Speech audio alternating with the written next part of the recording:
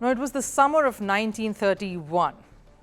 That's when Real Madrid clinched their maiden La Liga title, marking the start of a dominant rule in Spanish football. Led by players like Santiago Bernabeu and Ricardo Zamora, Real's inaugural victory laid the foundation for the successful decades to come. Fast forward to more than 9 decades later to now, the club is still ablaze with celebrations.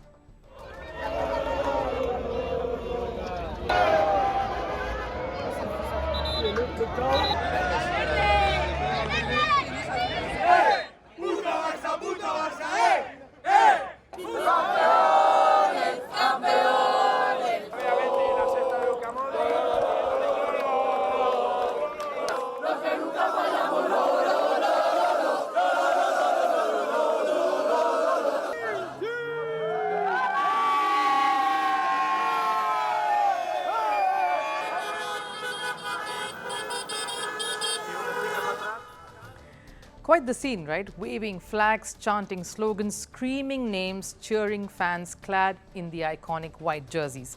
Last Saturday, Real sealed their record 36th La Liga title. They were crowned the champions after their arch rivals Barcelona succumbed to Girona 2-4. So Girona's win over Barca helped Girona jump to second spot on the table.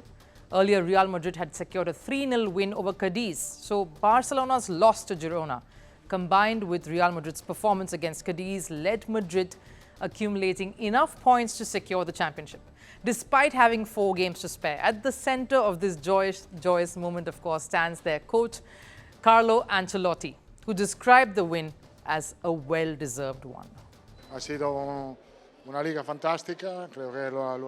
It has been a fantastic league. I think we have deserved it with everything we did. The support from our fans has been fantastic and we are obviously very happy. The truth is we would like to celebrate with all of our fans, but I think they, the Madridista, understands it that we have a very important challenge ahead on Wednesday and we want to prepare it well to give another joy to our fans. We will celebrate La Liga title on the weekend all together and very happy. But now for us it's important to celebrate, yes, but a contained celebration because our objective on Wednesday is too important. Real Madrid has had a flawless season so far. They've lost only once, and Ancelotti believes it is because of the commitment and the attitude of the players. Commitment, little ego. All of them help each other. They are friends and we have a great atmosphere. Those are all the characteristics that allowed us to win like this, doing a fantastic season. It has been a fantastic league with a lot of continuity, lots of commitment and the right attitude. Everything went perfectly, thanks of course to our players, but also to the fans, who especially here at the Bernabeu have pushed very hard for us in all matches. And this achievement, of course, came despite a season marred by injuries as well. Some of their key players were sidelined: goalkeeper Thibaut Courtois, defender Eder Militao and David Alaba all suffered ACL injuries. Despite facing such setbacks, the club turned it around, leaving fans awestruck. I'm super proud. I feel very proud of supporting the best club in the world named Real Madrid. Best club in the world, and perhaps not only from the world. I don't know if they play football in Mars, but if they would, Real Madrid would also be the best. Today is the 36th Liga title, but soon will bring the 15th Champions League title. Real Madrid's onslaught in the league continued, despite them bidding farewell to someone like Karim Benzema, one of their biggest legends this summer. They are topping the charts with 74 goals so far. What's even more remarkable is they also conceded the least number of goals. Among their standout players, of course, has been Jude Bellingham. And how much can we say about this talented youngster? The English youngster arrived from Borussia Dortmund at a hefty fee of $110 million, and he made sure that each of that money was well spent. He leads the club's scoring and is the lead scorer. Next up is definitely Andre Lunin. When Real Madrid's first choice keeper, Thibaut Courtois, was ruled out, Lunin was brought in.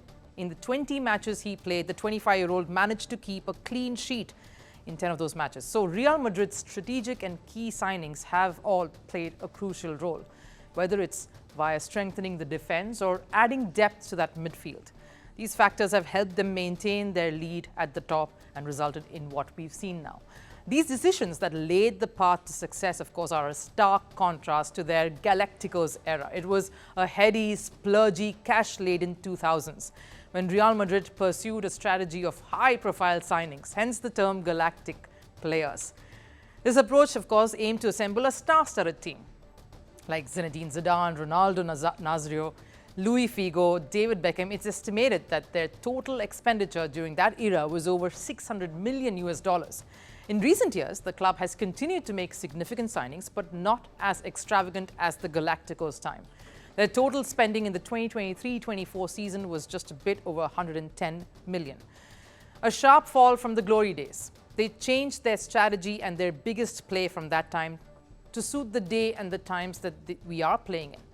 The shift signifies a more grounded approach. It is a tad ironical, but also makes sense. Let me explain. The president in charge back then, the man helming affairs, was Florentino Perez. He was in charge during the heady Galactico years between 2000 and 2006, when Real Madrid became what it started being known by. And then, of course, now when you see a shift in their method, in what made them the rich and successful, you see the man in charge today. It's still Perez, who came back in 2009 and still continues to be ruling the club now. There is irony because he was at helm back then, but there's also logic because he sees what has happened over the years. He understands value for money, what talent can do, and price doesn't matter. When you speak of returns and what true talent can do, that comprehends that short-term success is nothing compared to long-term stability. And that's what Real Madrid and these heroes have displayed, the grounded Real heroes of Madrid. Firstpost puts the spotlight on Africa. We report from across the continent, rewriting the narrative. Stories of hope and progress. Amid coups, conflicts, and climate crisis. The challenges are many, but so are the opportunities. Trying to do what benefits the majority of citizens. Nigerian delegation will be first to arrive. Tracking the world's second largest continent. Launching soon. Firstpost Africa.